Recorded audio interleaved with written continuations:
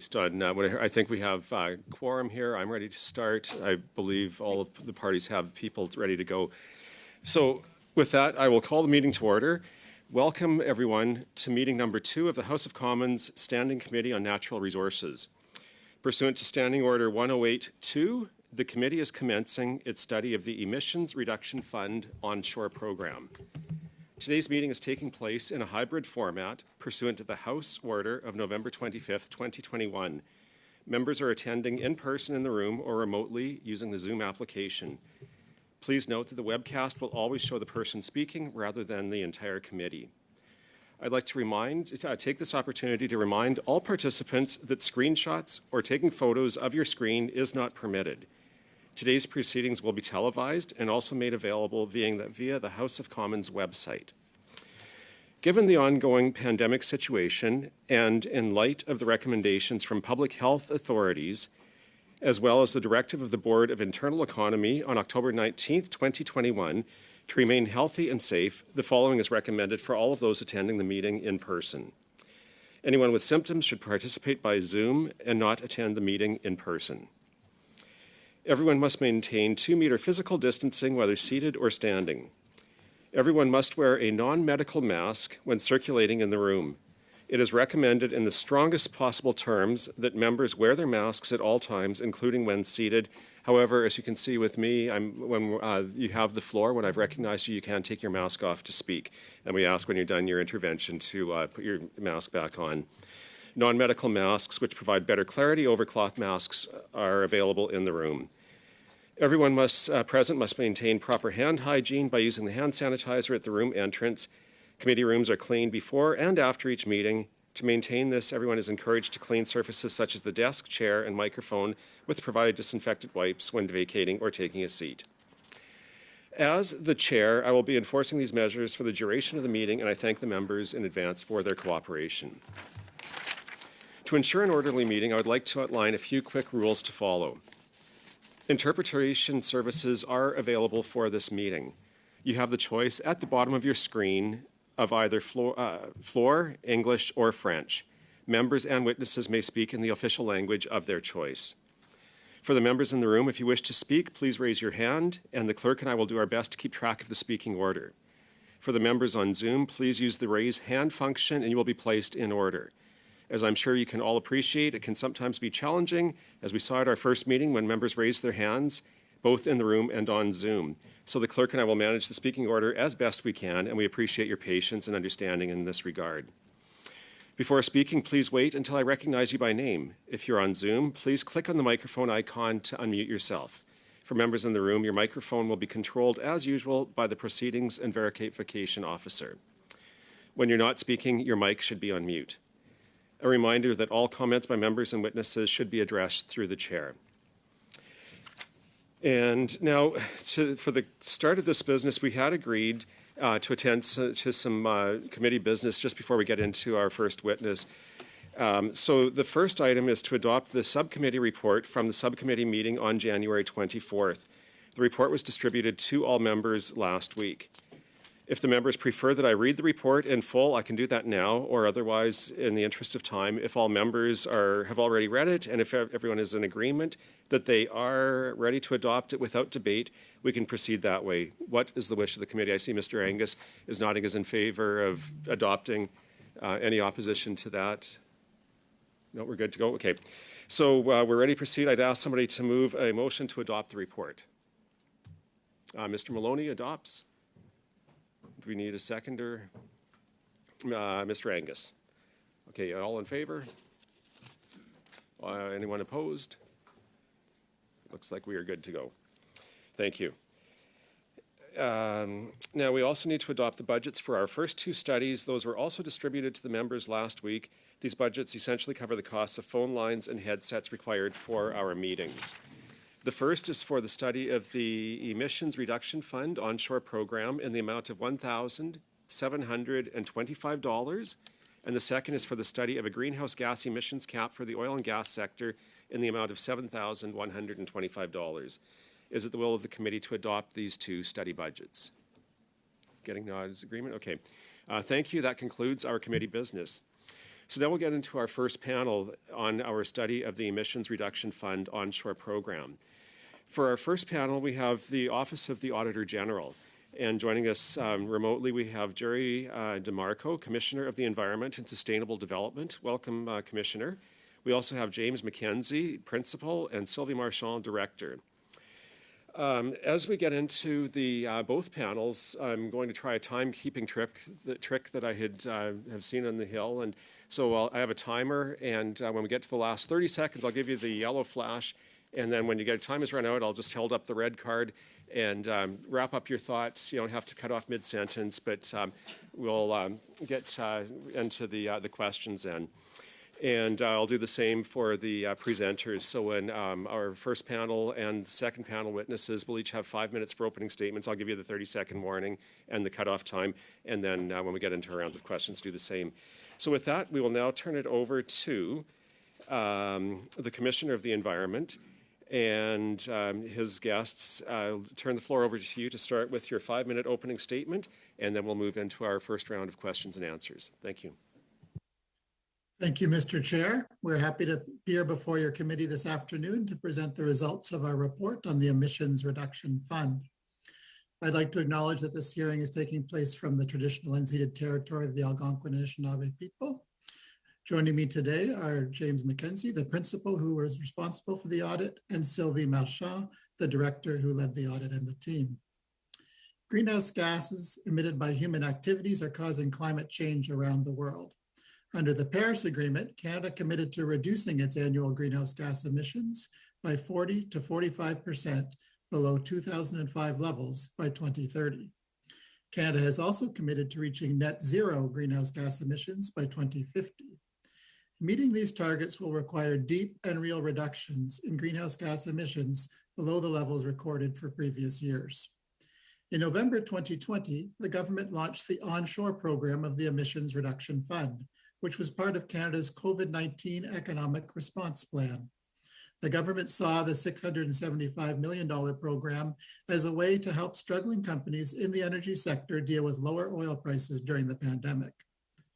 The audit focused on whether Natural Resources Canada designed and implemented the onshore program to achieve value for money and to ensure that the anticipated reductions of greenhouse gas emissions after 2023 would be credible and sustainable. Overall, we found that the department did not design the program to ensure value for the money spent or credible and sustainable reductions of greenhouse gas emissions in the oil and gas sector. When designing the program, the department did not apply greenhouse gas accounting principles or the concept of additionality, that is, that emissions reductions should not be attributed to the program if they would have happened regardless by complying with regulations. More than half of the total reductions targeted by the program had already been accounted for under the federal methane regulations. The department therefore misstated what the program could achieve. Le ministère a indiqué que l'une des raisons d'être du programme était d'aider à préserver des... The department indicated that one of the rationales for the program was to help maintain jobs in the oil and gas sector. However, we found that the department did not list job retention as an eligibility condition or an assessment criterion for funding decisions. We found that the department assessed companies' financial viability and added risk controls and monitoring for all companies.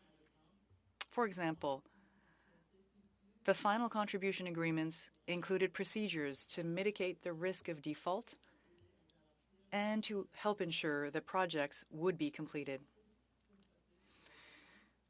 We also found that the department's expectations for the 40 projects it had funded in the program's first intake period were overestimated.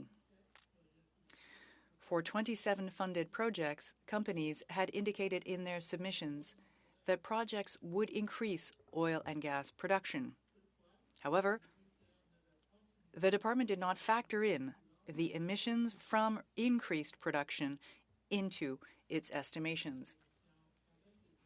Had they been accounted for, they would have lessened or even outweighed the emission reductions expected from these projects. Lastly, the department did not fully assess value for money on the basis of the cost per ton of reduced greenhouse gas emissions or the number of jobs maintained. To help Canada achieve its national targets for reducing greenhouse gas emissions, Natural Resources Canada should make sure that its policies, programs, and measures are based on reliable estimates of the expected emissions reductions. We made 6 recommendations as a result of this audit. The department agreed with 4 and partially agreed with 2. Mr. Chair, this concludes my opening remarks. We would be pleased to answer any questions the committee may have. Thank you. Great. Thank you for your opening comments and for your brevity. You're in just under the 5-minute mark. So we will now go to our first panel member, Ms. Goodridge from the Conservative Party. Ms. Goodridge, you have 6 minutes. Please proceed. Thank you so much, and thank you for your presentation here today. It was quite enlightening. In their recent report, you note that, and I quote, "We found that Natural Resources Canada overestimated the reduction in greenhouse gas emissions that it expected under the onshore program." I was wondering if you can go into detail as to how they overestimated these reductions. And most specifically, would you say that these overestimations seemed unattainable in your initial review? Thank you for the question. Mr. Chair, I'd like to respond to that question by using 2 examples. One is the concept of additionality, and one is the concept of looking at the entire emissions or the net emissions as opposed to one aspect of emissions. So on additionality, the question really is, or the answer is highlighted in our report with the exhibit showing the graph that tries to depict the notion of additionality. Essentially, it's a question of, did this fund result in the reductions attributed to the fund, or were other factors at play? In this case, the methane regulations. So if one funds the same activities that were going to happen anyway with the methane regulations, then one cannot say that that was those emission reductions were attributable to the program. So by failing to carve out the essentially the cause and effect of the program from the methane regulations, there was an overestimation because the concept of additionality was not utilized properly. A second aspect is the net emissions question. So the figures provided by the department do not provide the big picture in terms of the total effect of the funding on the facilities and the equipment at issue. We wanted to know what the net effect of the program was, not just the emissions attributed to the piece of equipment that was being upgraded at the site. And this is a problem because in many of the applications that we reviewed, the facilities indicated that they would be increasing production, but those increases in production, which could offset the emissions reductions from the equipment being installed, those increases in production were not factored into the estimations of the department. So yes, so thank you for that. And you did mention that in your opening statements. Did you speak to any companies that received these funds when doing your report? And if so, did any mention that they felt the overestimations were clear? I will ask a member of our team, Sylvie Marchand, to talk about the procedures that were taken in this audit. Sylvie Marchand. Thanks. We did not interview companies. However, we talked to department officials, and that was the scope of our audit. Yeah. Thank you. So when doing an audit, not speaking to companies, how can you so clearly state, as you did in your report? Thank you. So what we did is we looked at the submissions and the analysis that were done by the department. So in effect, the submissions are the official statements by the companies. So they are their declarations of what they expect will be achieved by their project. All right. So yeah. You spoke to no companies, and there was no follow-up with the companies after their initial reports.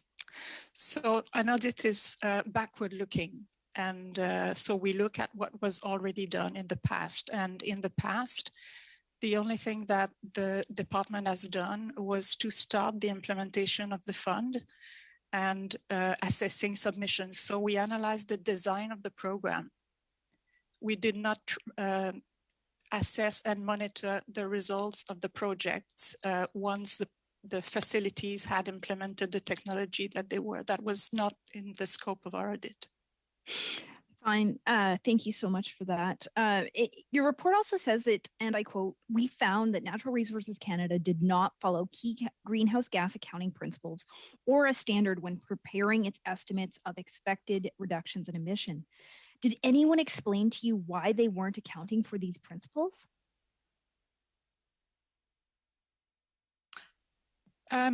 If you read the report, the department somehow was confident that its approach was properly accounting for the emissions reductions. But when we asked them whether they were following these ISO standards that ensure the credibility and the replicability of the estimates of expected emission reductions, then they confirmed that they did not use these standards. Great. Sorry to have to cut you off there. That's the end of the first 6 minutes. We'll now move to Ms. DeBrusen from the Liberals for her 6 minutes in her first round. Thank you so much. And I really appreciate the opportunity to be able to talk with you and to get your feedback as we got from your audit. It's helpful to have it. And what I wanted to start with is actually just some of the basics, to be truthful, about methane, because I think it goes to the central part about the importance of methane reductions as part of GHG emissions as a whole. So I was looking at it, it looked to me like Canada's emissions from methane, the top source is from the oil and gas industry. Would I be correct in saying that?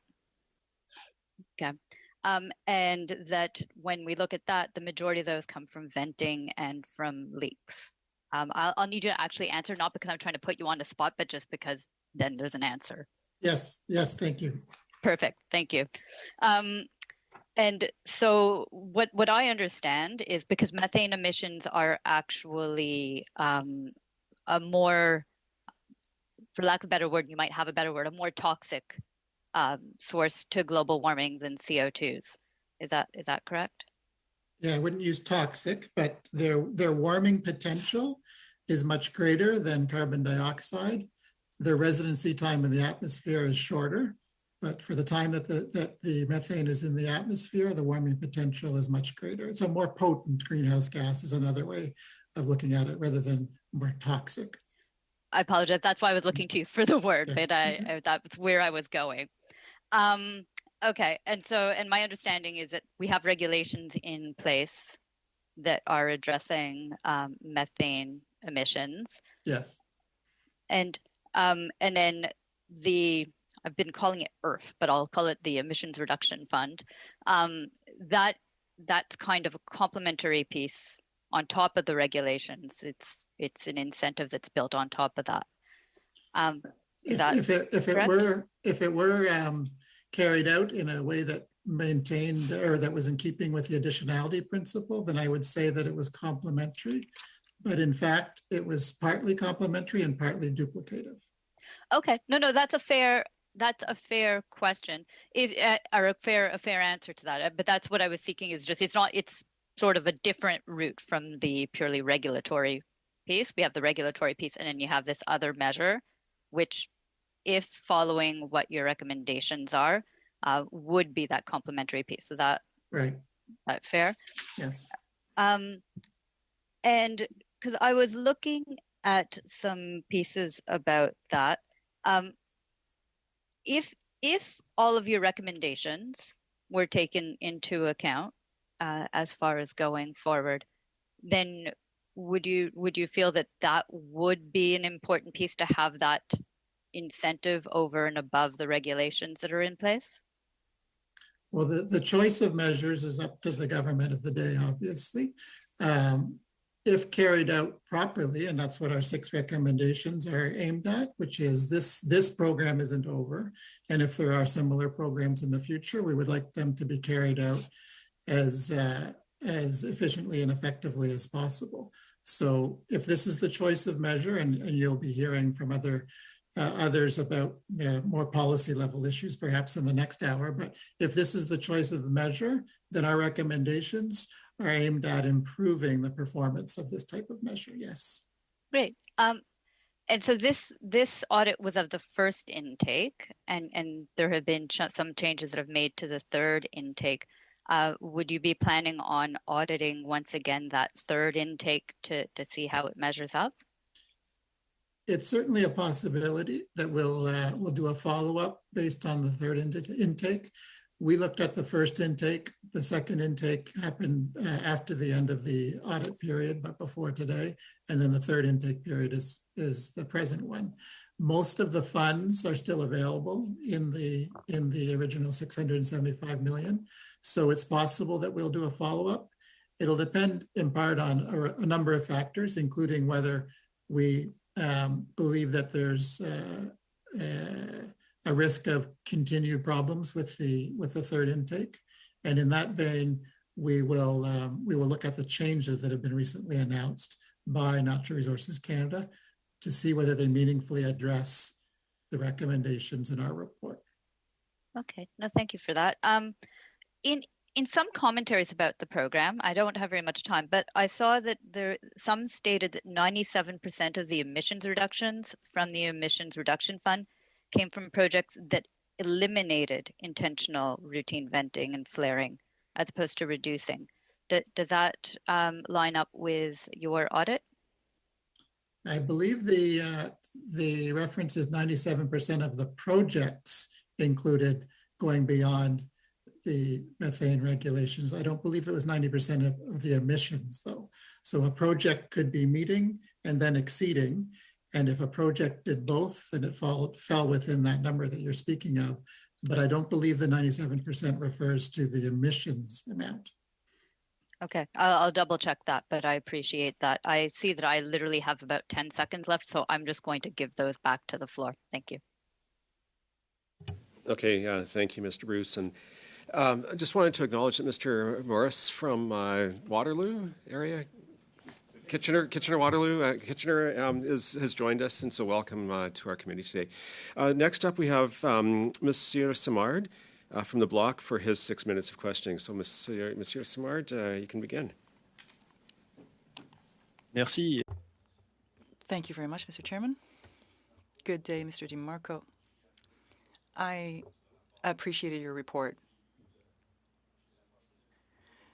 I tend to read these reports in the bathtub, and I can assure you that in the report you say 2/3 of the projects, so 27 out of 40 projects, supposed an increase in production. I'm no specialist in the matter in terms of the oil and gas sector, but I feel that if we want to reduce emissions, then we need to have a cap, I think, on production. That would make logical sense to me. If you're going to increase production, then you're going to increase emissions. Earlier on, you referred to the use of these types of measures that was just not efficient. Do you believe it's impossible to implement a emissions reduction program without having a cap on production to start? Answer, thank you for your question. Actually, it's sort of combines today's meeting's subject matter and next week's subject matter, so I'll be brief. This report and our other report from dating back to November on climate change and the lessons from climate change. Lesson number 2 refers to the oil and gas sector's emissions. And yes, it is important to have a maximum level so as to meet our goals. Our emissions increase and have over the last 30 years. So we need to see a decrease in these emissions. So yes, a maximum level, and we'll discuss this further next week. But having this maximum amount or cap is important to reach that goal by 2030 and the 2050 goals as well. Question, in your report, you presented, based on very clear facts, that the program did not allow us to meet our objectives. In other words, specifically with respect to maintaining jobs in the sector. So if you look at that today, would you prepare to say that there were no clear targets as to the ultimate purpose of this program on the part of the government? And so there was a target for emissions, but there wasn't a target with respect to other factors. There was just a sort of a qualitative objective, not a target. So to confirm optimization of resources, such as in the case of jobs, we need to have measures and targets, and there were none for this particular program. Okay, I'm curious to know about this. You talked about additionality as a concept. I'd be curious to know whether at NRCan or within the Department of the Environment, whether there are tools to do this type of work available on this concept of additionality. I'm not sure. I think this is something that you could ask of NRCan on Wednesday when they appear before your committee, but I will ask Sylvie Marchand if she has any further information on this to share with you. Yes, thank you for the question. As we state in the report, the use of standards, specifically referring to ISO standards, are very useful to this end. The purpose of these specific ISO standards is to ensure consistency or the capacity to replicate these emissions and ensure accuracy of the estimated reductions. So this is what we put forward in our recommendations. So the use of these standards or protocols or other standards that are based on that particular ISO standard. It's quite possible. Do I still have a bit of time? Yes. So to me, the Emissions Reduction Fund, I mean, when I look at that fund and other government government plans, I think the idea is to reduce this carbon load from the oil and gas sector. And doing that would mean affirming something as logical as you can have a low-fat poutine or weight loss poutine. If we want to reduce carbon in Canada, the solution is not to massively invest in the oil and gas sector, but rather invest in renewable energies. To your knowledge, or personally, would you say that it would be preferable to invest in renewable energies rather than the oil and gas sector? Answer: that is the government's choice to make, not mine. That's a political issue. We know that the curve is going in the wrong direction in terms of emissions, so we do need to ask these kinds of questions. I would recommend that you ask that question of the department on Wednesday. Thank you. Yeah, that's the end of our time for this round. And now we go to our final MP, Mr. Angus from the NDP, for your 6 minutes. Thank you so much, Chair. So methane is a planet killer. It is 80 times more destructive than CO2. I've spoken with people in the industry who say it is possible to deal with the leakage. What seems to be lacking right now is industry will. And given the Prime Minister's really strong statements at Paris, COP26, on Canada's commitment, this program seems to me to be a no-brainer. This should be a pretty straightforward thing. And yet when I look at how the program was set up, they set it up to attract investment and increase competitiveness, and then further down, and deal with greenhouse gas emissions with a focus on methane. How is it that a program that's focused on attracting investment and competitiveness is actually dealing with the climate crisis? So that's an excellent question, and that's why we wanted the department to look at the full picture rather than taking a myopic view of the equipment being installed at a given site, to see what the full effect of the fund was on, for example, continued production or increased production that wouldn't happen in the absence of the fund. This goes to the key point of completeness in the greenhouse gas accounting principles. So without a complete picture, if we look at programs like this in a myopic way, then it perhaps is no surprise that over the last 30 years, the trend in Canada is emissions going up, even though we have individual programs intending to diminish those emissions. So our recommendation is to look at the full picture in creating a program and designing and implementing a program like this, rather than looking at it in too narrow a way. The figures attributed to reductions that have been published by the department are not net emissions figures. And the net emissions figures are what we need to know whether we're meeting our Paris targets. But you, sorry to interrupt, but you called this a subsidy. I mean, if we're increasing production and we're attracting investment into the oil patch, that's a subsidy, isn't that what the focus of this program is? Yeah, this fund is a type of subsidy. Agreed. It is a subsidy. Okay. And then you stated that you were, quote, surprised and disappointed that Natural Resources Canada wasn't tracking whether reductions happened at all. I mean, I used to work for First Nations and arts groups before, and we got piddly little amounts of money that if we didn't deliver, we didn't get the money, and the feds were all over us. And yet we see $134 million given out to oil companies with an objective of helping keeping our planet from being destroyed.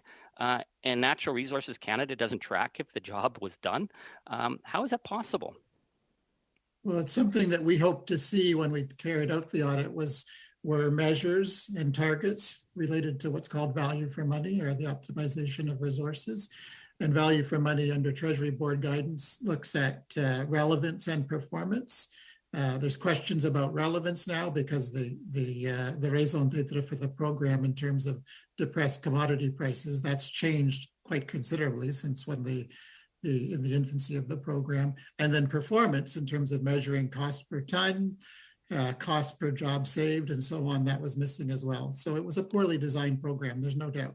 Well, okay, so it's a subsidy. They're not even checking whether or not we're dealing with methane, which is destroying our planet. You present your report to Natural Resources, and they shrug it off. You say that you were, quote, quite disappointed with the responses of the department. It doesn't bode well. So are you telling us that given such a damning indictment where you say Canada has to stop going from failure to failure, the department's response is to say, you say it doesn't bode well? What does that mean? Well, they only agreed with 4 of the 6, and they partially agreed with 2 of the 6. And in one of the responses to recommendation 40 for 4.40, they did not seem to even understand the idea of baselining emissions reductions. So there are problems with that.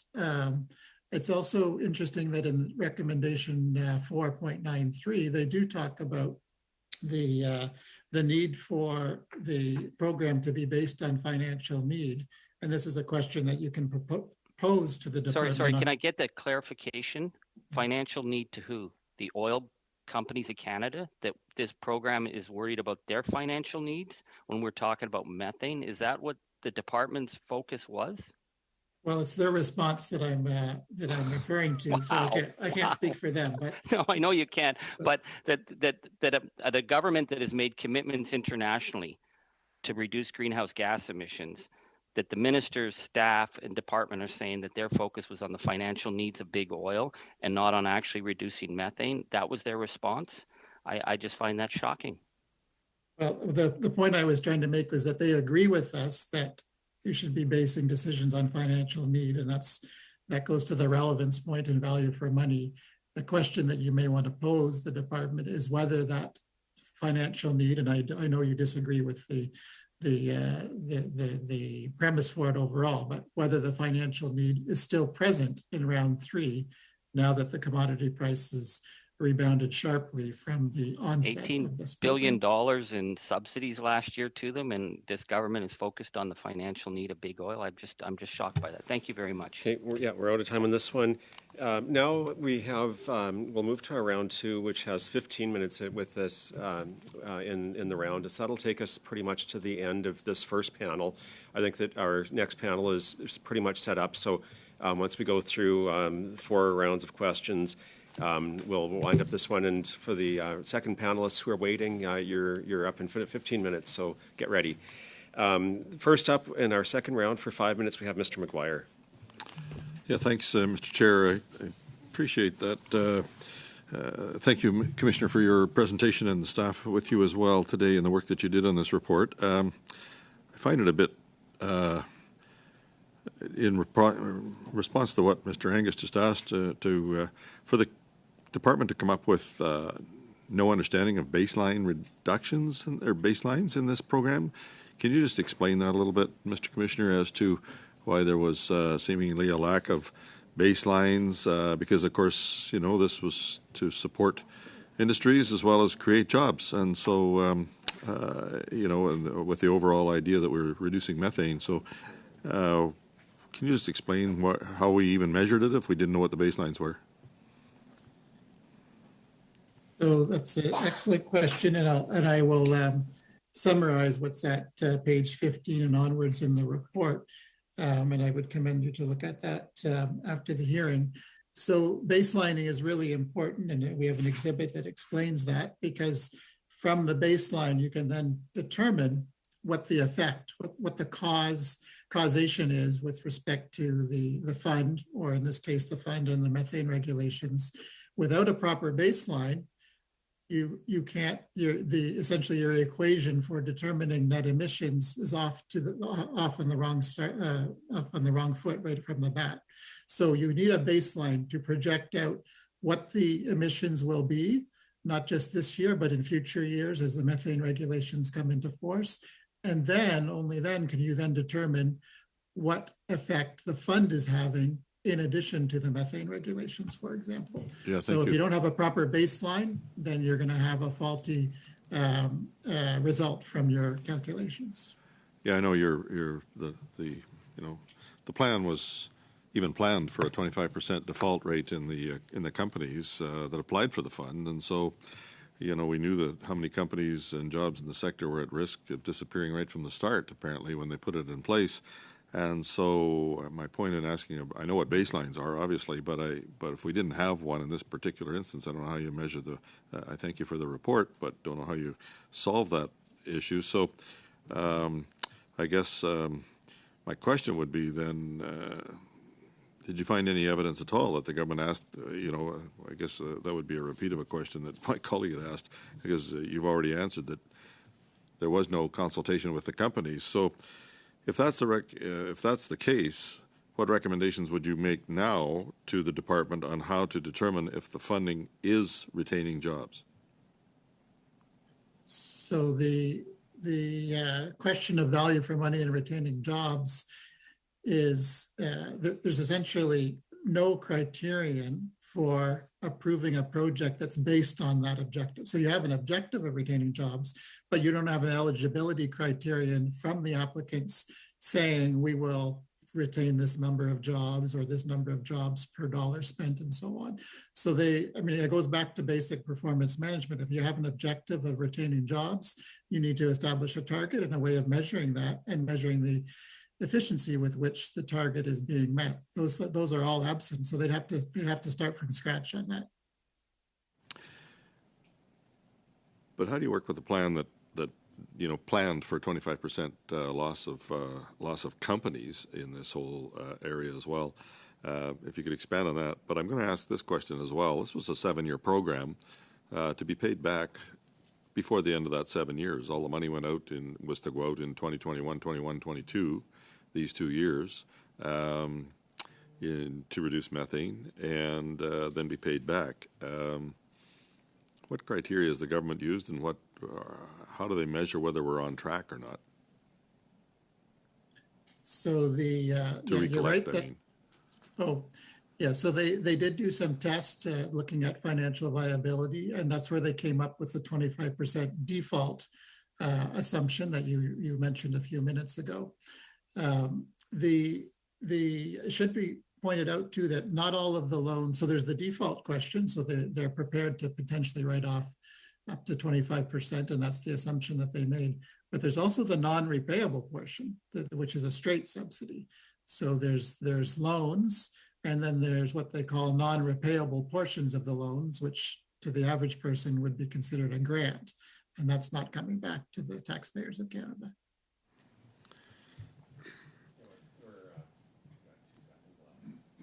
2 seconds.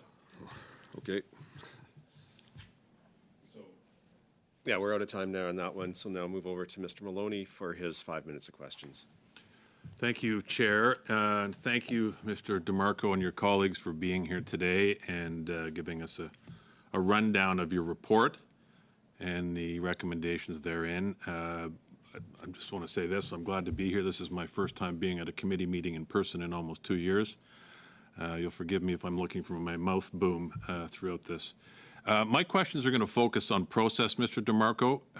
Something your colleague said, she said, you do not look at results of the program and you didn't speak to any of the companies who applied for or received funding. Is that standard operating procedure and audit process?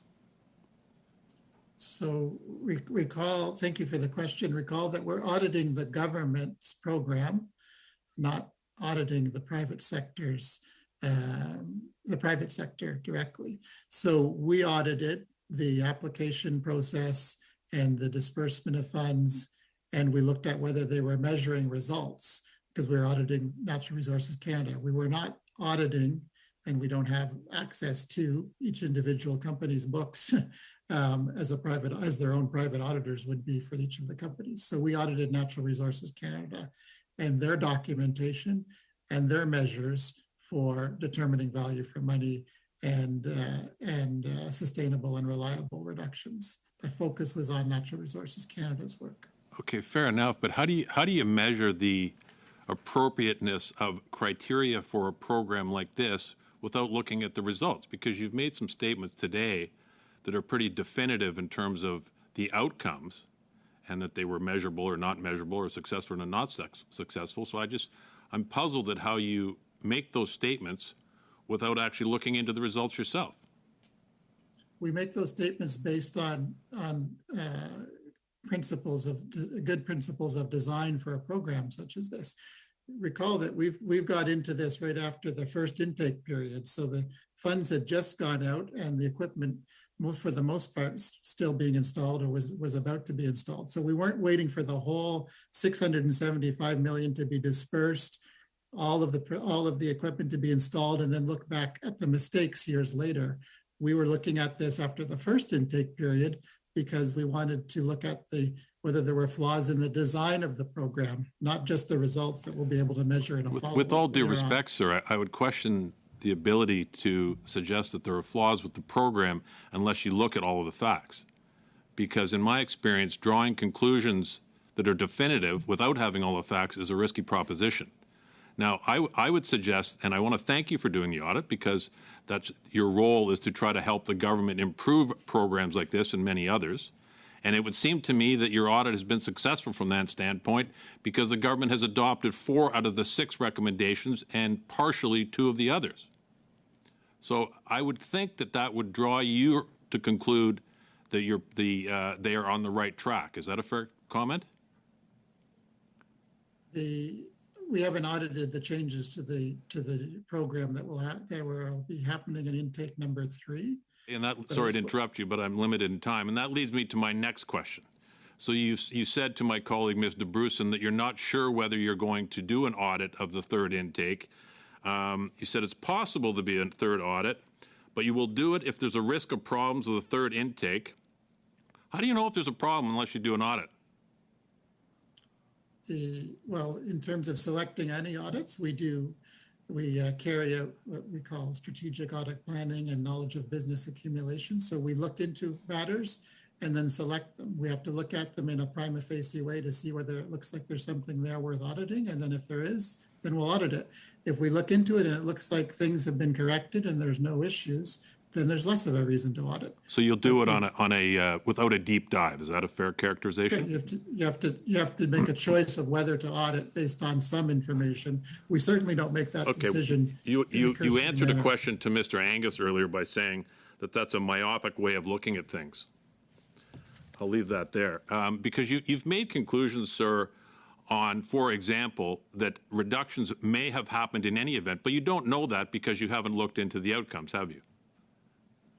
Well, we know that because portions of the money were to address the funding. That's a design comment, sir. It's not an outcome-based conclusion. And this is my point. Unless you look at the outcomes and talk to the people involved in the process, how do you make those conclusions?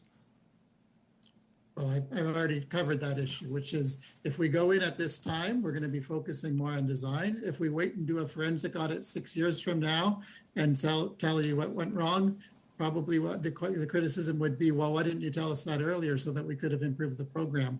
We've gone in when we did, and we used all the information that we had access to look at the design and early implementation. And this is my point. You did what you did. You might want to review that. Thank you, sir. We're out of time now on this round.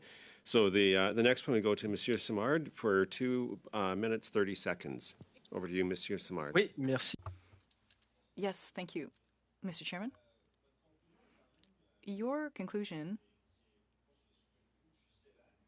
is quite, I would say, harsh, because in actual fact, you're saying the emissions reduction fund could stimulate oil and gas production and lead to an increase in greenhouse gas emissions. And if that were the case, then it would be an inefficient subsidy for the fossil fuel industry. And that's what I gathered. In the 3rd round, you make 4 recommendations from what I gather. And what I'm wondering is this. In your recommendations, could you indicate that it would be preferable for there not to be a 3rd round? First part of the question.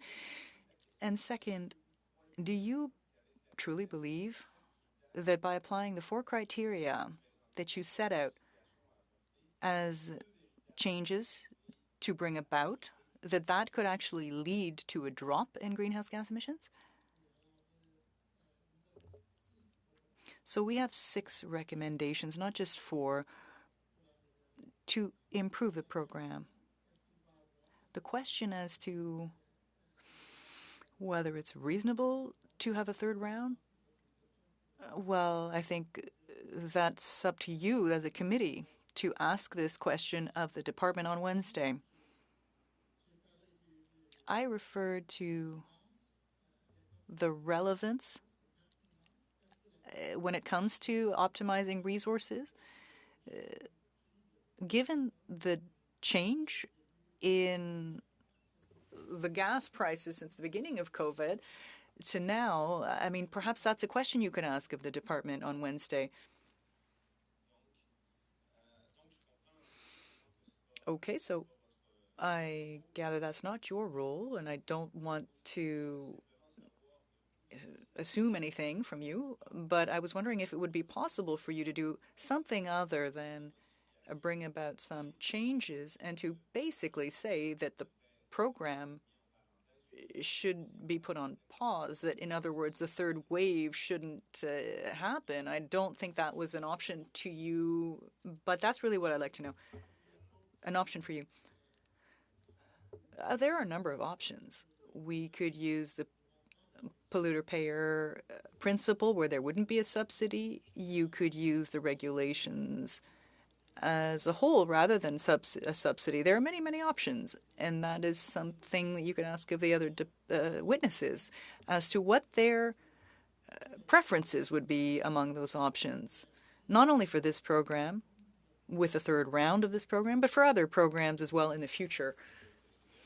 Thank you. This, and now over to Mr. Angus for your final 2.5 minutes, or 2.5 minutes. Well, thank you, Mr. Chair, and thank you, Mr. DeMarco. I've sat on many, many committees, and I've got enormous respect for your work. I'm sort of disappointed by the attack that you suffered from my Liberal colleague, as though you didn't know what you were doing. It strikes me when you said that you were very disappointed with the responses of the department, that it doesn't bode well. I mean, we're talking about a government's commitment to making Canada respect its international commitments, and yet we see that the focus all along, as the department said, was the financial needs of big oil. I want to ask you about your comments, though, where you said that Canada was once a leader in the fight against climate change. These are your words. However, after a series of missed opportunities, it has become the worst performer of all G7 nations since the landmark Paris Agreement on climate change in 2015. That was the meeting where Prime Minister Justin Trudeau said, Canada's back. How is it possible that after Canada came back in 2015, we are now the worst performer of all G7 nations? Can you explain that? I can't explain it, but I can provide some context to that. When I spoke about Canada being a leader, and I participated in the Rio conference in 1992, and Canada was definitely a leader in pushing other industrialized nations to adopt the conventions at Rio. Canada was a leader in hosting the 1988 conference that got climate change on the map. But those are intentions, those are good deeds, but they weren't followed up by outcomes and results. How bad has it been? Well, since Paris, we've had an increase in emissions, and the other 6 G7 nations are doing better than we have since Paris. Wow. But it's not just since Paris. Since Rio, since 1992, Canada is the worst performer of the G7. So it's not just a recent past, but the whole 3 decades. Canada's emissions have gone up by over 20%, while most of the G7 countries, their emissions have gone down, and a couple of them are around the same as they were in 1990. We're up by 20%. That's a significant outlier compared to the rest of the G7. An outlier. Thank you. I understand my time is up. I just would ask, is it possible for us to get a list of the names of the companies that receive money? Because it would certainly help if we get a sense of, if they're very well profitable companies, it would be helpful to have a sense of how this program played out. I'll have to check in to that, and we'll get back to you on that. Thank you. Angus. Great. Thanks, everyone. That concludes our first round with the commissioners. So thank you, Mr. DeMarco, Mr. McKenzie, and Ms. Marchand for joining us this afternoon and for the insights that you've given into the audit that you performed. With that, I believe you're able to drop off of the call, and I'm just checking with our clerk to make sure we're ready with the next panel. If everybody could turn their cameras on. We should have Monsieur Pinault, Mr. Green, Mr. Lakeman, Ms. Levine, Mr. Marshall. I think that is everyone. We have 4 individuals and organizations represented. So with this panel, we have Pierre-Olivier Pinault, Professor, HEC Montreal, appearing as an individual. The David Suzuki Foundation with Tom Green, Senior Climate Policy Advisor, Edmonton Global, represented by Brent Lakeman, Director, Hydrogen Initiative, and then two representatives for Environmental Defence Canada, Julia Levin with the Climate and Energy Program Manager, and Dale Marshall, Manager, National Climate Program. So if everybody is ready to go, we will go through each party will have 5 minutes for your opening statement, same as the last one. I'll give the 30-second warning and then the time to wrap it up. Again, don't stop mid-sentence, but bring your thoughts to a conclusion, and then we'll get into our rounds, and we'll see how that unfolds as we go into it. So if everybody is ready, everybody's technology, I hope, is working fine. And so we will start with Monsieur Pinault. If you're ready to open with your 5-minute opening statement, please proceed. Merci beaucoup. Thank you very much. Thank you to the committee for having me today. I'd like to start by saying that at the beginning of the pandemic, and quite quickly in May 2020, oil prices dropped to levels that had never been noticed before, $3.25 a barrel with respect Western Canadian Select crude.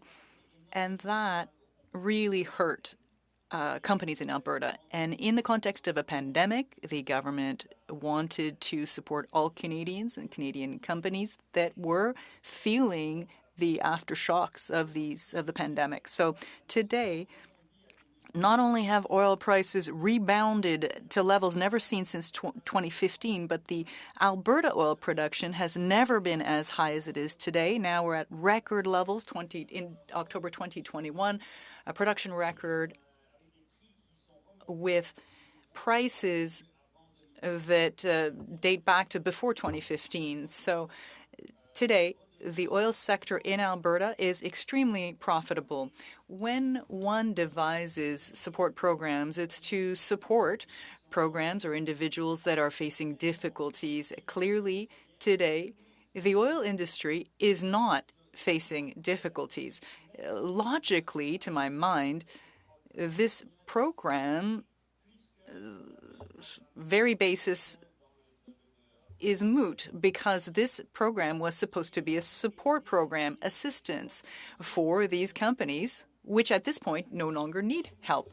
So the very basis for support no longer exists. We do not need to help people who do not need our help. So at the same time as we're dealing with that factor, there is climate change. Many times it's been said that oil company subsidies are still active, in the Trudeau government in his first election campaign actually campaigned against subsidies to the fossil fuels industry. And that's actually one of the natural resources promises that he hasn't kept. He's kept a number of other promises, but with respect to these fossil fuel subsidies, that's still happening. I'm surprised we're continuing to subsidize a sector where we clearly want to see a reduction in emissions. And today, as we mentioned earlier in the first panel,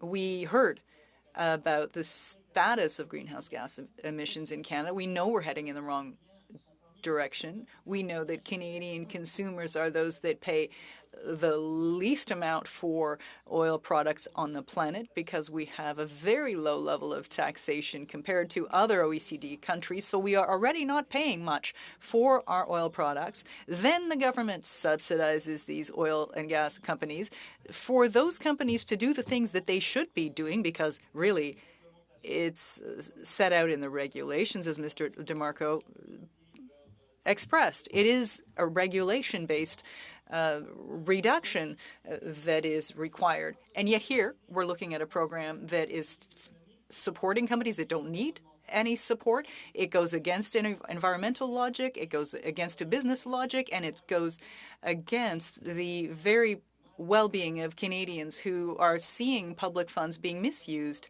for programs which are not effective, as we've seen, because they are redundant given other types of regulations.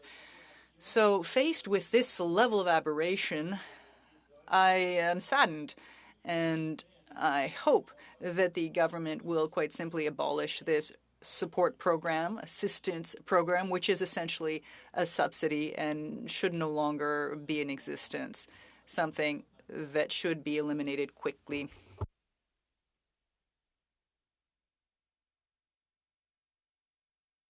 Et j'ai terminé mon allocution. I am done. Appreciate your comments. We are ready to go to our next individual for the David Suzuki Foundation. Mr. Green, we'll turn it over to you for your 5-minute opening statement. Thank you for the opportunity to appear before the committee today. The David Suzuki Foundation has long advocated for effective regulations to rapidly reduce methane emissions from the oil and gas sector.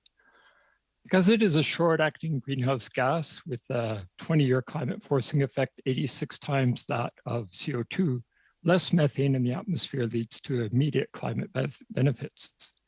The urgency of tackling the oil and gas sector's emissions is accentuated by field measurements that consistently show around double or more methane emissions than are recorded in Canada's national inventory. Unfortunately, existing methane regulations can actually incentivize the increase in flaring of gas that is rich in methane and volatile organic compounds. Flaring of methane and VOC results in the formation of black carbon particulates, which are both toxic and a short-lived climate pollutant with a global warming potential that is many hundreds of times greater than carbon dioxide. And flaring is a compliance pathway that is inconsistent with Canada's climate objectives and the commitment to zero routine flaring by 2030. The federal government announced the Emissions Reduction Fund in the early days of the pandemic at a moment of economic uncertainty when governments were quickly rolling out a suite of measures to stabilize the economy. And as my colleague, Dr. Pinault mentioned, the prices of gas and oil were in a very low territory. We believe in the polluter's pay principle, and so the ERF in providing public financing to the oil and gas industry is not the approach we would have recommended. However, once the decision to establish the ERF was made, we sought to ensure supported projects achieved emissions reductions that went beyond regulatory requirements, with a focus on eliminating rather than reducing emissions. In an April 2020 joint letter, we made recommendations to the minister. We believed that if the ERF were guided by such principles, the program would lead to emissions reductions beyond those that could be achieved by existing federal and provincial regulations. Further, the ERF would catalyze growth in Canada's nascent methane abatement industry. So when NRCan announced the results from intakes 1 and 2, we were pleased to see that 97% of the emissions reductions came from projects that eliminated intentional routine venting and flaring of methane. And this abatement was achieved for less than $20 per ton of CO2 equivalent. These are notable achievements demonstrating that Canada should immediately strengthen the existing regulations to end the intentional venting and flaring of methane-rich gas. We're naturally concerned to learn some of the issues identified in the Environmental Commissioner's report.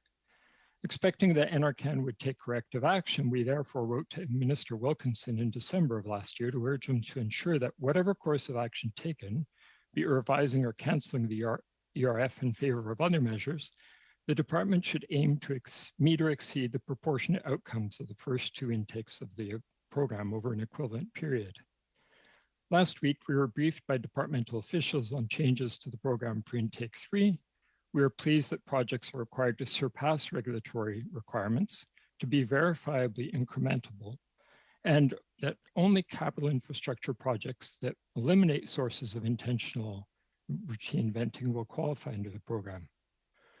So the ERF achievements show that tackling methane offers some of the lowest cost mitigation on a dollar per ton basis across the Canadian economy. We are committed to participate in the review of existing regulations and the development of enhanced regulations to achieve the 2030 target of requiring Canada oil and gas sector to reduce its methane emissions by at least 75%. We are also cognizant that it takes time to develop those regulations. We prefer the regulatory approach, and we believe that future efforts to mitigate emissions should be guided by the polluter's pay principle, Canada's commitment to eliminate fossil fuel subsidies by 2023, as well as the commitment to phase out public financing of the fossil fuel sector. Nonetheless, we recognize that the ERF, by focusing on elimination and exceeding regulations, has the potential to quickly deliver substantial reductions in emissions that put Canada in a better position to meet its climate goals while improving air quality and public health. Je vous remercie de votre attention et je répondrai volontiers à vos questions. Thank you for your attention. I'm happy to take your questions. Great. Thank you so much for those opening comments. Everybody's been really good about keeping it under the time limit. I appreciate it. Next, we will hear from Edmonton Global with Mr. Lakeman. Mr. Lakeman, over to you. You have 5 minutes. Bonjour and good afternoon, members of the Standing Committee on Natural Resources. I'd like to start off by acknowledging that I'm participating today on Treaty 6 territory, the traditional gathering place and center for trade for many First Nations, Métis, and Inuit people. Edmonton Global thanks the committee for the opportunity to appear before you today to discuss the hydrogen opportunity. The purpose of Edmonton Global is to radically transform and grow the economy of the Edmonton metropolitan region. The energy transition, and in particular the hydrogen opportunity, is an excellent example of the radical transformation that our region is seeking to make. But we can't do it alone. We recognize that the federal government is a critical partner in this transition. Global net zero commitments being made by governments and industry are driving this transformation. It's estimated that this shift will see global investments of between $2.5 and $11 trillion between now and 2050.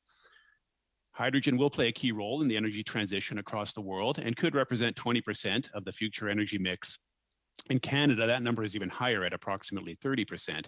This is a huge economic opportunity for Canada. The Transition Accelerator, a Canadian think tank working to accelerate our energy transition, estimates that the hydrogen transition represents a $100 billion opportunity annually. And it will create jobs. The federal government's hydrogen strategy estimates 350,000 new jobs across Canada. A recently commissioned study on the energy transition saw similar results, with the shift to clean energy technologies resulting in a $61 billion impact on Alberta's GDP and 170,000 jobs. In 2020, the first hydrogen hub in Canada was launched in the Edmonton region, a recognition of the critical role the region will play as the epicenter of Canada's hydrogen economy. The hub is led by the mayors and leaders of 5 municipalities within the region, as well as the chiefs of 2 of the region's First Nations. And the world is starting to pay attention to what is happening here. We've had a number of multi-billion-dollar announcements on projects planned for the region, including the world's first industrial-scale net zero hydrogen production facility, and we're expecting about $30 billion in new investments within the region by 2030. But delivering on the economic opportunity will not occur on its own. It will require a commitment from all orders of government to work together in a timely and coordinated manner. We'll need to invest in infrastructure. This is related to the transport and use of hydrogen within hydrogen hubs, as well as to get hydrogen to key export markets. We must also invest in the workforce that will support the hydrogen economy. This is a great transition opportunity for the highly skilled workforce developed through our traditional energy sector. Federal government programs will play a key role in supporting this industry's growth. Programs like the Clean Fuels Fund and the Net Zero Accelerator are a great start, and federal incentives such as a tax credit for CCUS deployment can play a critical role as well. We need a strategic approach to federal government investments focused on quickly building and scaling the infrastructure needed. This will help deliver the emission reductions that will be needed to achieve net zero. This means focusing on the parts of the country that can scale and scale quickly, not only in the production, but in the use of it across key sectors. We're seeing an international trend in the use of hydrogen hubs to catalyze the growth of the hydrogen economy. Countries like the UK, Netherlands, Germany, and Korea are all establishing hydrogen hubs, and similarly, Canada should treat hubs as a strategic mechanism for advancing the energy transition. Hubs provide a tailored approach that recognizes regional opportunities across different parts of the country. The Edmonton Region Hydrogen Hub is providing a roadmap for the rapid development of Western Canada's hydrogen economy that will require an integrated approach that includes support for things like hydrogen refueling infrastructure, incentives for the acquisition of hydrogen fuel cell or dual fuel vehicles, and the staged grow out of pipeline infrastructure to connect key hydrogen demand clusters. There is a global competition to establish leadership in the hydrogen economy, and Canada risks being shut out of key export markets if we don't move quickly and aggressively. We need our federal and provincial governments working together to establish key hydrogen transportation infrastructure for getting our low carbon, low cost products to global markets like Japan and Korea. And one last area I would like to highlight is the importance of moving away from messaging that is focused on the color coding of various methods of hydrogen production. The investment community needs certainty around the carbon intensity expectations, and we should be communicating scientifically credible measures of carbon intensity. There is a risk that some of the world's most advanced and rigorous projects will be regarded as incompatible with some organizations' net zero goals if we continue with a narrative that low carbon hydrogen can only come from renewable energy sources. Edmonton Global applauds the efforts of the federal government and the Alberta government to pursue a rigorous, scientifically credible carbon intensity standard for future projects. And this concludes my opening remarks, and I'm happy to respond to questions from the committee. Perfect. Thanks very much. You hit it right on 5 minutes. I will ask everybody presenting to not rush their sentences, though, so that our interpreters can keep up with you. And now with that, we have our final introductory statements from Environmental Defence Fund Canada. And I believe Ms. Levin, the Climate and Energy Program Manager, is going to do those opening remarks. So if that's the case, Ms. Levin, over to you for 5 minutes. Thank you for the invitation to appear before the committee today. I would like to provide some context around the federal government's track record when it comes to providing oil and gas companies with subsidies and the patterns that are exemplified by the Emissions Reduction Fund. The Government of Canada continues to provide huge amounts of subsidies and public supports to fossil fuel companies, despite a commitment to eliminate these. The Emissions Reduction Fund was just one of many support programs created in 2020 to subsidize the oil and gas industry, part of $18 billion in subsidies and public financing promised to the sector that year alone. Over the past 5 years, governments in Canada have provided $100 billion to oil and gas companies. We know that when it comes to the climate crisis, we need an all-of-government approach. Fossil fuel subsidies undermine our ability to reach our climate commitments. That's why international leaders like the head of the IEA and the UN Secretary General are urging countries to remove fossil fuel subsidies as a key step to tackling the climate crisis. The ERF is just one of several new funding programs set up to provide fossil fuel subsidies under the guise of emissions reductions and job creation. Minister Wilkinson has claimed that these programs that are ostensibly about achieving environmental outcomes are not fossil fuel subsidies, but that simply isn't true, and it doesn't align with international definitions, such as the World Trade Organization's. Programs like the ERF lower the cost of production and doing business for oil and gas companies and result in increased profitability. They distort the market, even further benefiting fossils over solutions like renewables and the electrification of transport, such as EVs. These programs socialize the cost of environmental cleanup while allowing oil and gas companies to reap enormous benefits from public resources. In fact, oil and gas profits are at an all-time high, estimated by the ARC Energy Research Institute to reach nearly $100 billion this year.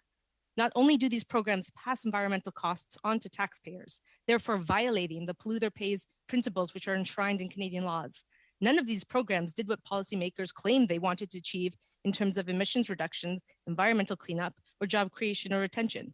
In fact, the audit by the commissioner described the ERF as a fossil fuel subsidy and an inefficient use of taxpayer money. It revealed just how poorly designed this program was. Though it is not practical to do an audit of every spending program, the trends illustrated by the commissioner are apparent in other government programs, such as the $1.7 billion that went to cleaning up oil and gas wells. Rather than lead to new remediation work, the end result was largely that profitable companies were able to pause their own spending and replace it with public funds. This pattern causes concerns about how even larger funding programs are being designed. For example, the $8 billion Net Zero Accelerator. As we know, the government has committed to eliminating fossil fuel subsidies by next year. This was in response to large amounts of public pressure. However, in order for the government's approach to be credible, they must use internationally recognized definitions. Failing to do so means breaking a promise made to Canadians. The ERF exemplifies the second concerning pattern around the impact of industry lobbying. The best, most cost-effective way to tackle methane emissions is through regulations. This approach ensures that the public isn't cleaning up for industry and that every facility is undertaking the emissions reduction activity. We know that the oil and gas industry lobbied to have the existing methane regulations be delayed, weakened, and made voluntary. The pattern here is of the oil and gas lobby weakening the regulatory approach in order to reduce their cost of doing business and then convincing governments to take on some of those costs, in effect subsidizing regulatory compliance. Canada needs to tackle its methane problem. Achieving reductions in methane emissions is critically important, and it's actually inexpensive and many measures are easy to implement. We must strengthen the current regulations aimed at reducing methane emissions by 2025 and ensure the new regulations aimed at 2030 methane reductions are robust. However, there's no reason that the public should be bearing these costs instead of industry. Furthermore, the best way to reduce methane emissions is to begin talking about the need to transition off of oil and gas. We need to start actually planning for the transition away from fossil fuel production. In closing, we know the scale of spending needed to tackle the climate crisis is significant. Given that governments don't have infinite spending capacity, we need to be strategic. Oil and gas companies have profited immensely for decades from public resources. Instead of continuing to subsidize the sector, the government must implement strong regulatory frameworks that ensure oil and gas companies are doing their fair share, while investing in activities that put us on climate-aligned pathway, including energy efficiency, renewable energy, and electrification. Ongoing subsidies like the ERF divert spending from these climate solutions. And I will end there.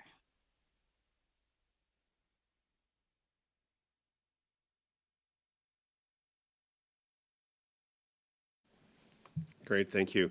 I was just checking to make sure that the translation had caught up. There was a lot of material there, but I think that they're good to go. Okay, with that, thank you to each of our panelists for those opening statements. We now have 4 rounds, or 1 round from each party at 5 minutes each. Oh, sorry, 6 minutes each. And so we'll start with Mr. Malillo first off for 6 minutes. The floor is yours.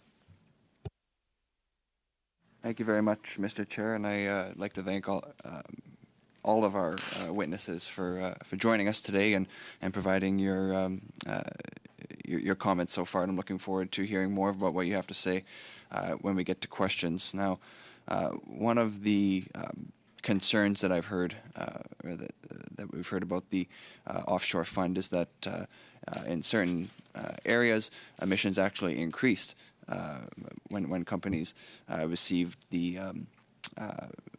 fund, which is obviously not ideal when you're looking to reduce emissions. But there's something I want to note there in the sense that obviously when companies in Canada are ramping up their production, they're doing so in ways that are much more environmentally friendly than many other jurisdictions, and are actually displacing whether it's oil and gas or LNG production from other countries that have worse regulations. So I'd like to direct my question to Mr. Pinault, if I can. I'm just curious if I can get, in your view, when you look at LNG in Quebec, for example, or looking at the oil and gas sector in Alberta, an opportunity that I had actually in the last Parliament was to travel to Fort McMurray and visit one of the sites myself, and just see some of the great work they're doing to lower their emissions. I'm wondering if you can comment on the positive impacts of increasing production in Canada to displace the emissions that are happening at the global level.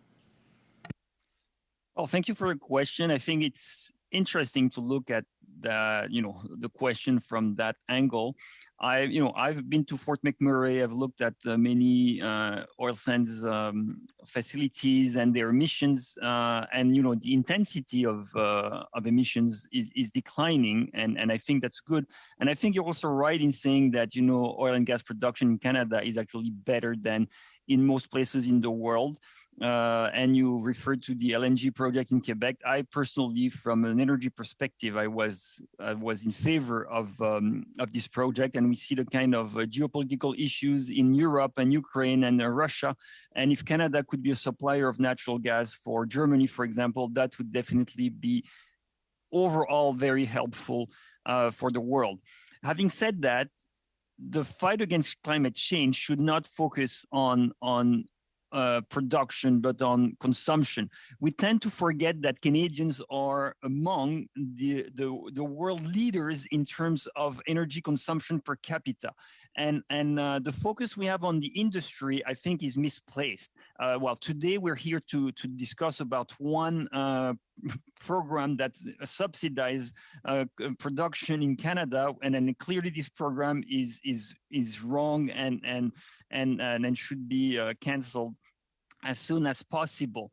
But the real fight should be on consumers. We should make Canadian consumer able to use less oil and gas by having a better mobility systems, by having stricter norms in terms of building codes and heating for our homes. We should provide alternatives. And this is really the key problem is not, I would say, the oil and gas industry. The key problem is our consumption habits and how we are being trained to use too much oil and gas, too much energy in general. Even electricity. Okay. I'm from Quebec. We use too much electricity in Quebec. I appreciate those comments, and actually leads into another question I have in your report.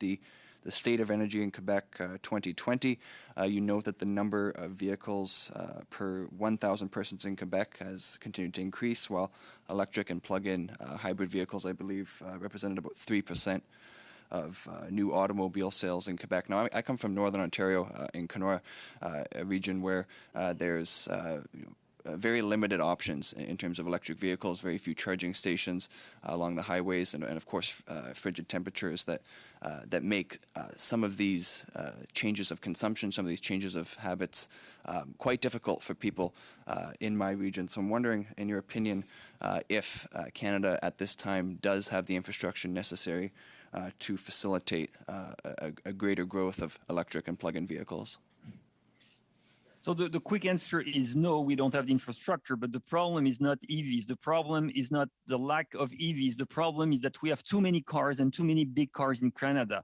So the geography of Canada hasn't changed during the last 20 years, but the number of cars per 1,000 people has increased as well as the size of these cars. And we really have an oversized problem in terms of too many cars and vehicles are too big. So before electrifying these vehicles, we should actually go back to smaller cars and promote carpooling, car sharing, options that don't require public transit. I'm a big supporter of public transit, and wherever we can, we should. But really, the focus should be on getting on smaller cars, and it will be much easier to electrify smaller cars than trying to electrify the current fleet of SUVs. And this is where we are really misaligned with our objectives. Okay, thank you. And Mr. Marshall, I believe you had your hand raised. I just wanted to see if you had any comments on either of those questions. We have limited time. Just keep that in mind. Yeah, we're pretty much at the end of the 6 minutes. So if you have just a sentence or two, I missed your hand up, so I'll give you just a second to add a comment here. And then we'll go to Mr. Shahal. Yeah, just super quickly.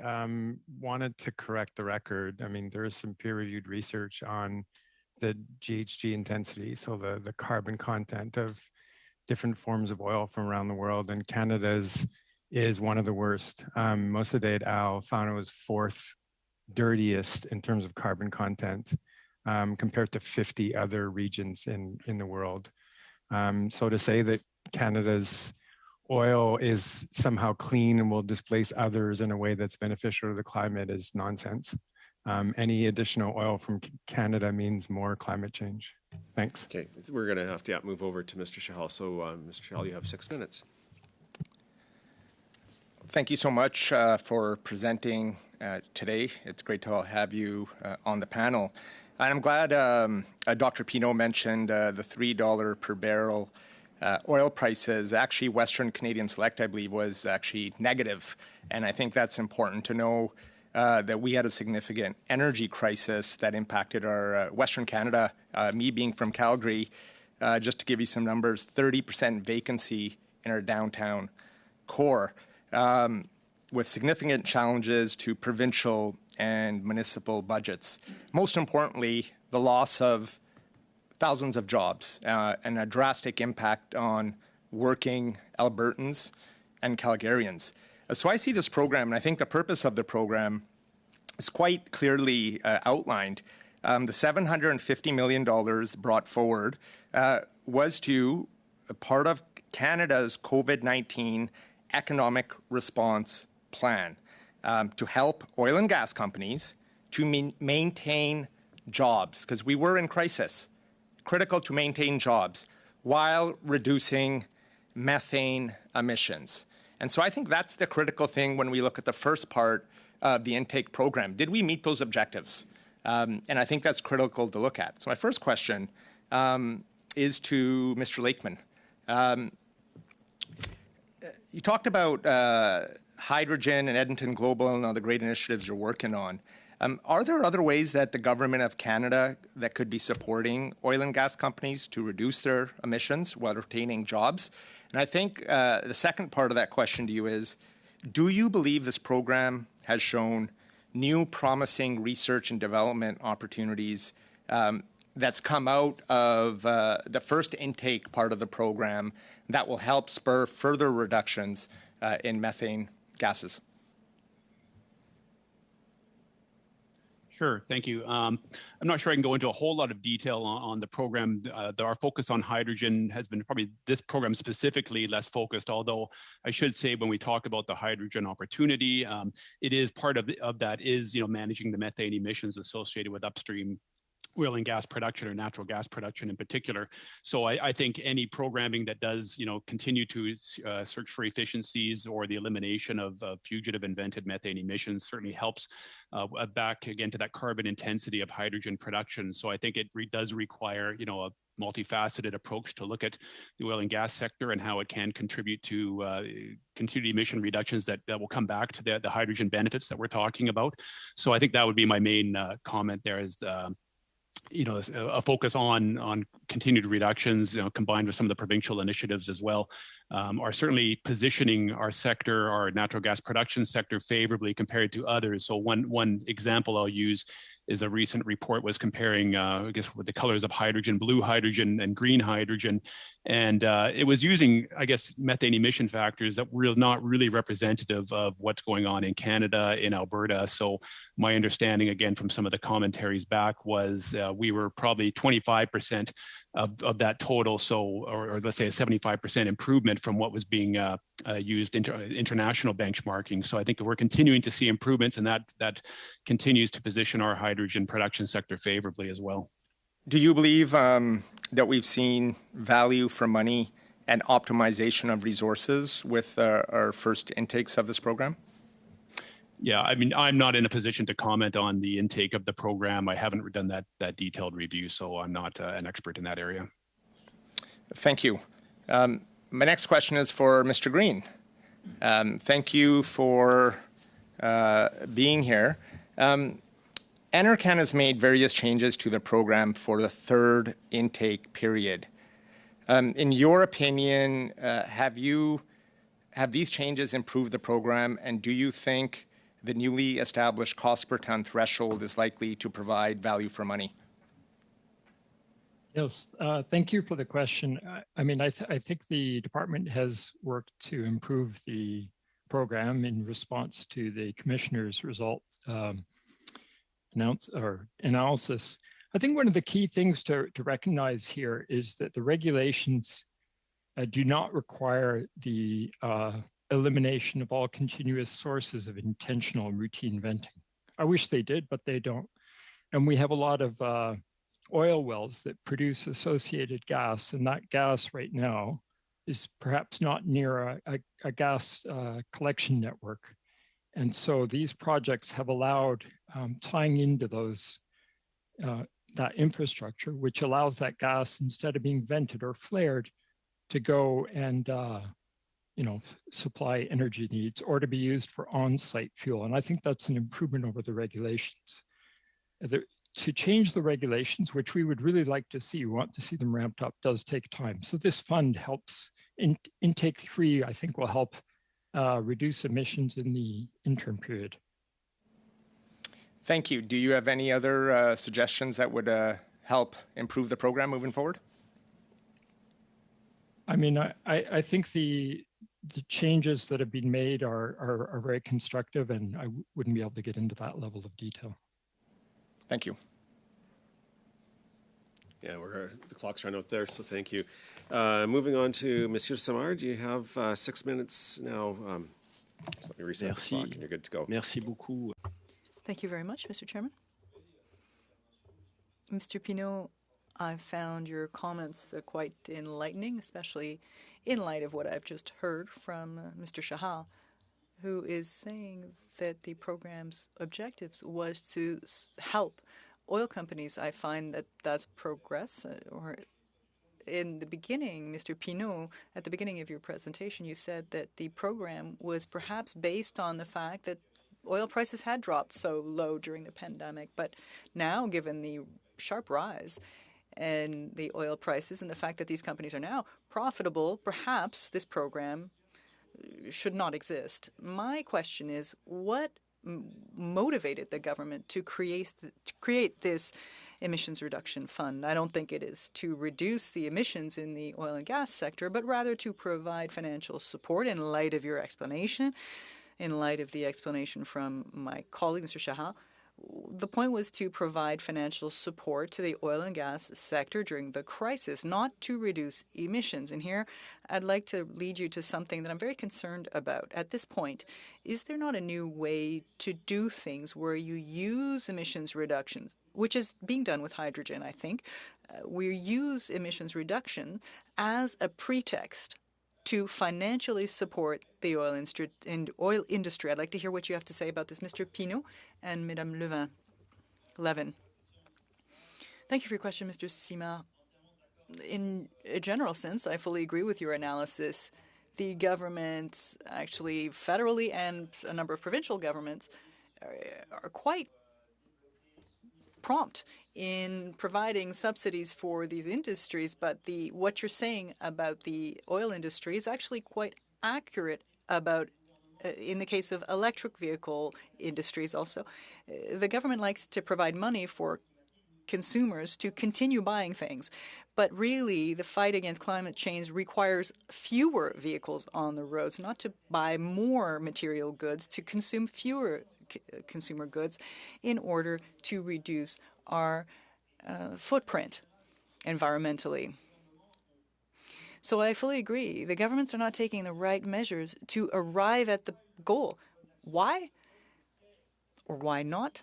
It's because it's a difficult message, a difficult pill to swallow for Canadians to hear that they should consume fewer consumer goods, less energy, because this change in behavior is not an easy political message to convey. Often, it's easy to criticize industries. Yes, they have lobby groups, and they might not always be doing the right thing, again, to fight climate change. But generally, consumers are over-consuming, and the message has to be to reduce consumption for there to be a better environmental outcome. Thank you.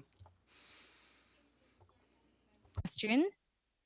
I would agree that the government has realized that they can't get away with just giving subsidies to the sector the way they have for decades, and are now using the promise of either job creation or environmental outcomes to disguise the same subsidies as something new. If job creation was the goal, then it would have been a criteria of a critical criteria to receive the funding, and that wasn't the case. And oil and gas companies, the price of oil fell for a month and then quickly picked up, way before any funds were actually distributed from this program. We're also seeing this pattern. The reason why this fund is so problematic is that pattern of oil and gas lobbying for weak regulations and then getting the government to pay the difference. The bottom line for them is more profit and fewer costs. And just to a last quick point, it is critical that we tackle the oil and gas sector. It is Canada's fastest growing and largest source of emissions, both methane and other forms of fossil fuels, other greenhouse gas emissions. And it's not just about reducing the consumption side, because we know that Canada is one of the world's largest export nations in terms of its fossil fuel exports, and those emissions that we don't count in our domestic accounting systems are even larger than our domestic emissions. In 2019, our exported fossil fuels created 954 megatons of greenhouse gases, which is way more than our domestic emissions. So that's why tackling this is so critical. So merci beaucoup, Madame Levin.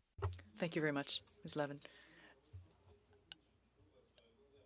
Mr. Pinault, I'm reading your nonverbal here. When we were talking, someone was referring to hydrogen. I saw you make a gesture. And earlier on, we were discussing the very issue of hydrogen at the committee. I'm hearing that the carbon capture for hydrogen, which we consider blue, is an effective measure, and the costs associated could be very high.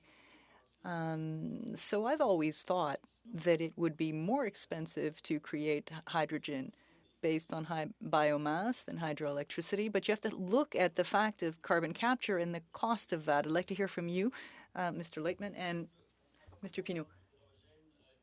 To be honest, I don't know why we're talking about hydrogen here in referring to a specific program. I fully agree with you. The premise of blue hydrogen is based on CO2 capture, which remains expensive and commercially unproven.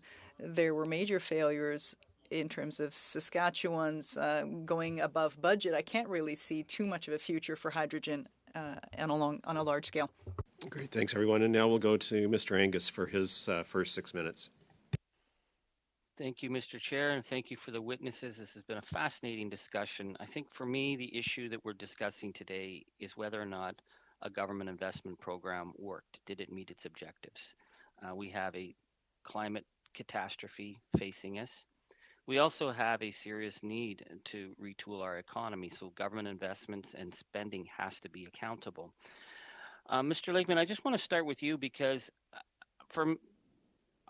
I come from a resource region and I've seen unjust transitions and what a social economic catastrophe it is. We have a moment of choosing to diversify. We have a moment, I think, in a short window of making investments to get us onto a better path. What role do you think Edmonton can play, being that you are an energy sector, you have expertise?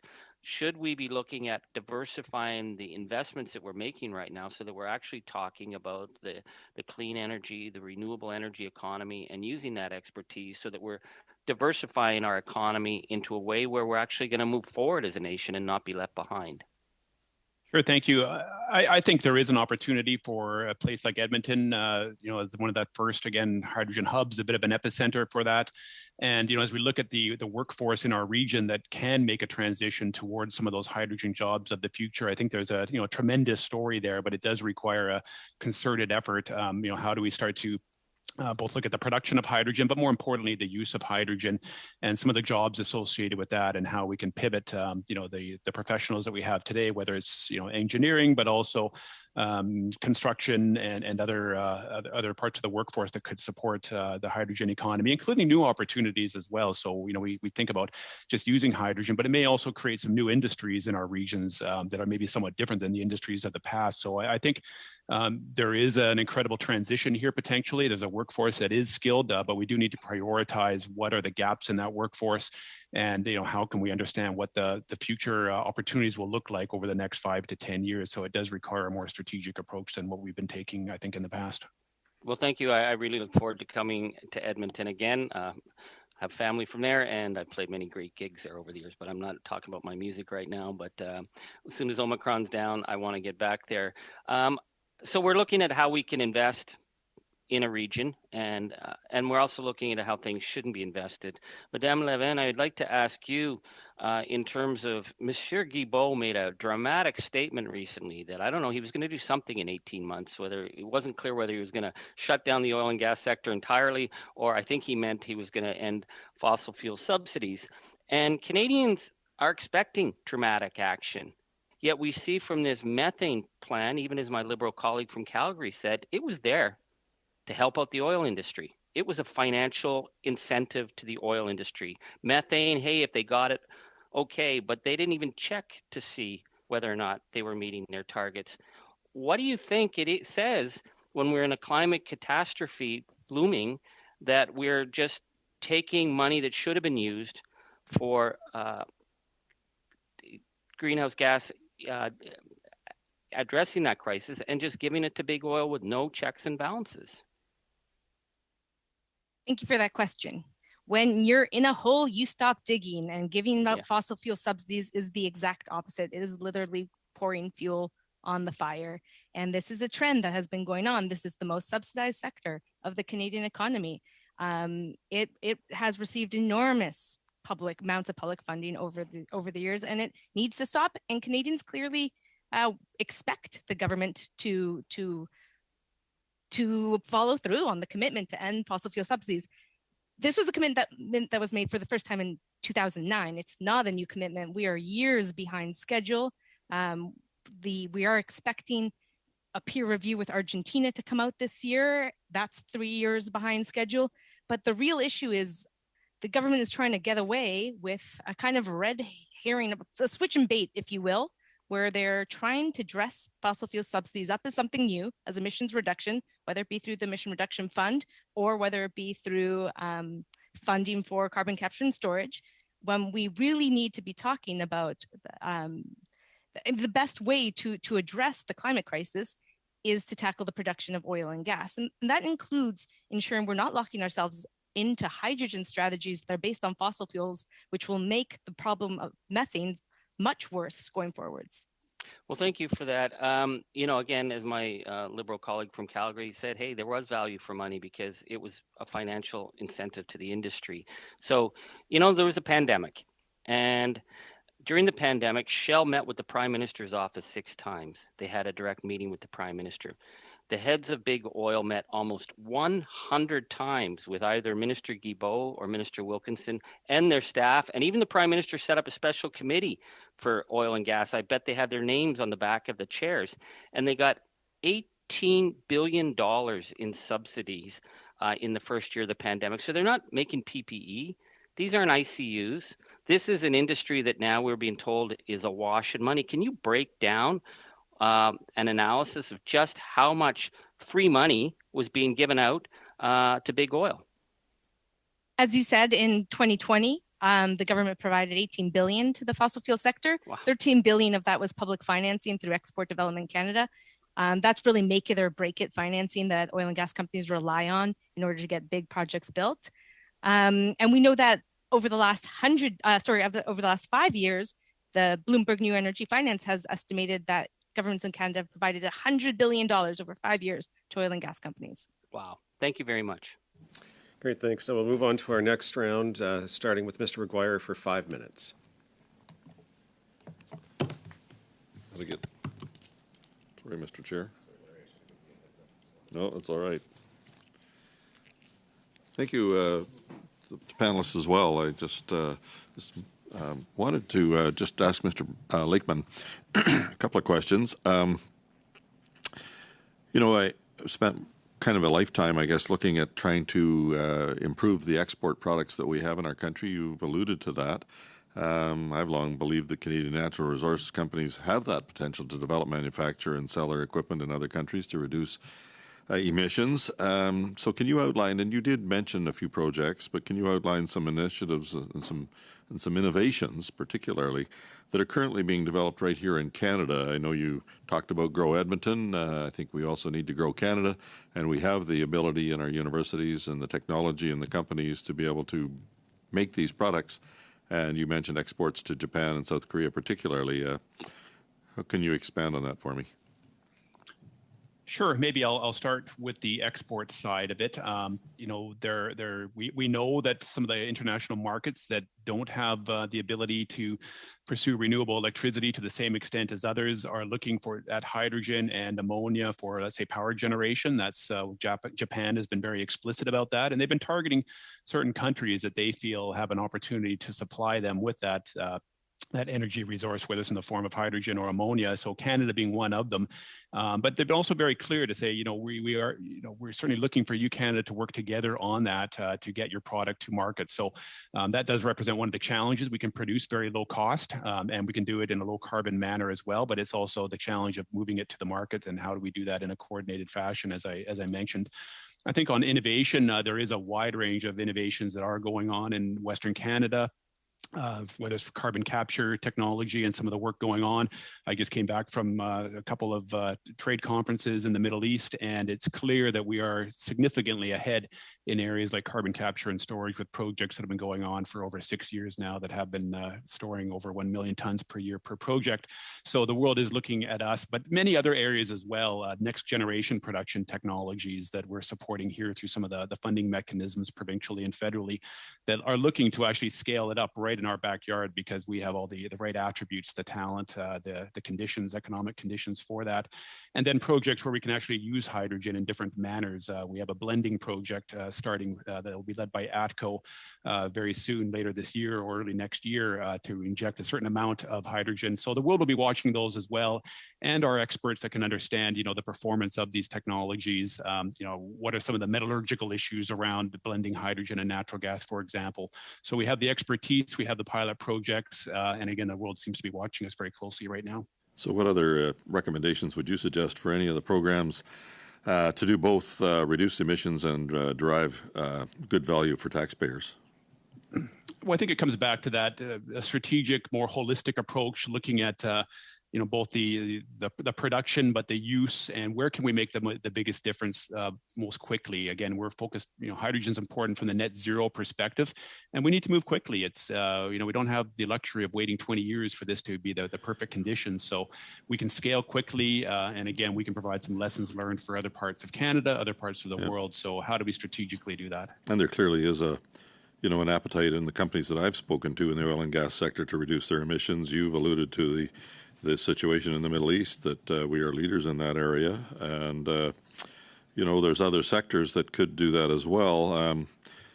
The cement industry is one. Do you think that, no pun intended, but should we have a concrete plan for that cement industry to receive support for reducing emissions?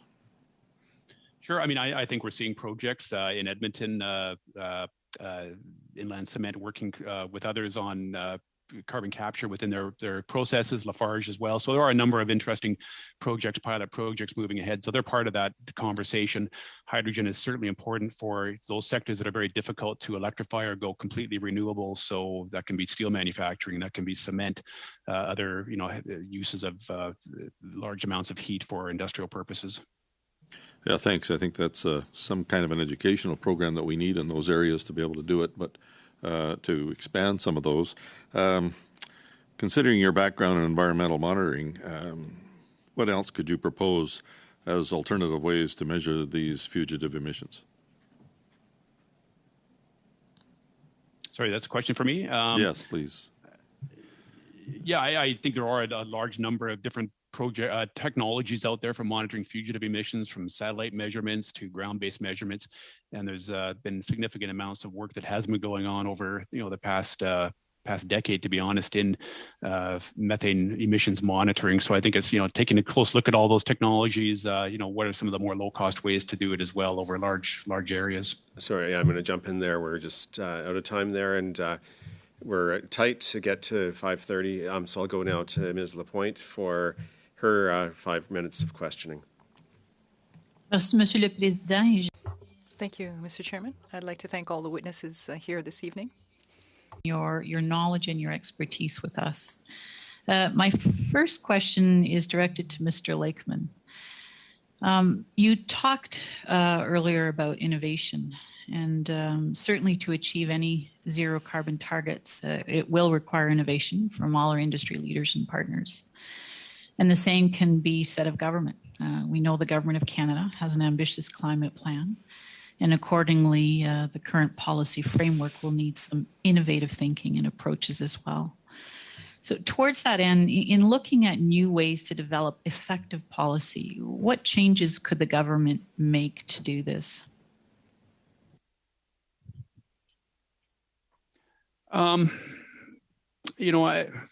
I think, again, needing to look at some of the opportunities we have across the country that may be somewhat, unique and different. So how do we take, maybe some more of a clustered approach? So how do we pursue that opportunity in, let's say, the Edmonton region? How do we pursue an similar opportunity in, Toronto, Hamilton, those areas, and being somewhat focused on the uniqueness of those areas and, how we can scale quickly. So I'll keep coming back to that it may require a different approach than let's, take a bucket of incentive programs and sprinkling it across the country, but looking at where we can achieve the biggest impact quickly. And I'm going to keep coming back to scaling and scaling up quickly, because that's the need here. It's not, I've been focused on climate change policies over, the last 20 or 30 years. And, I think sometimes, that need for quick action and the opportunity that we have available is sometimes missed. So I think it does require a very focused effort, maybe regionally, geographically as well. But again, working closely amongst all orders of government, working together. We have a hydrogen hub that involves the mayors from our region, which is 1/3 of the size of Alberta economically. So I think there's an opportunity to really pull together, a coalition of governments and pursue, again, that strategic approach. And in your opinion, what manner should industry, levels of government, and labor work together to create efficiencies and measurable results? Sorry, I missed what was the question again? What matters? In what manner should industry, levels of government, and labor work together to create measurable results?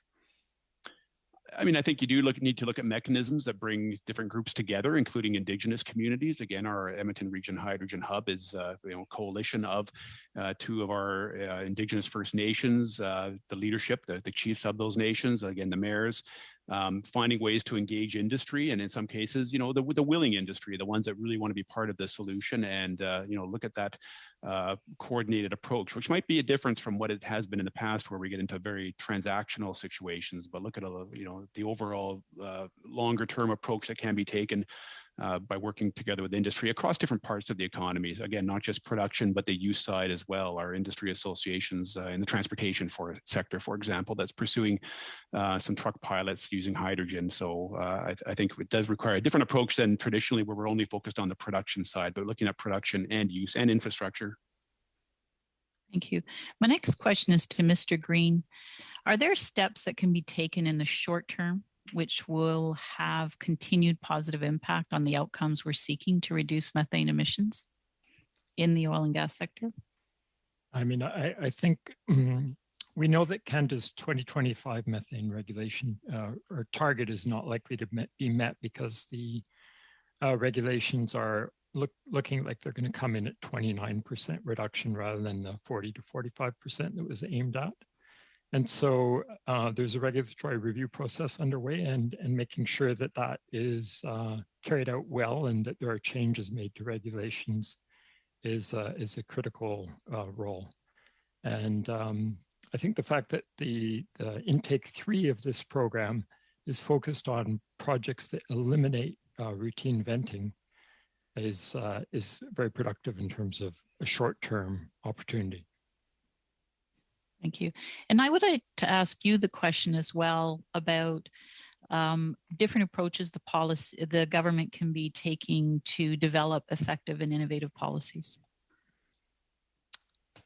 I mean, that's a very big question to answer in 30 seconds.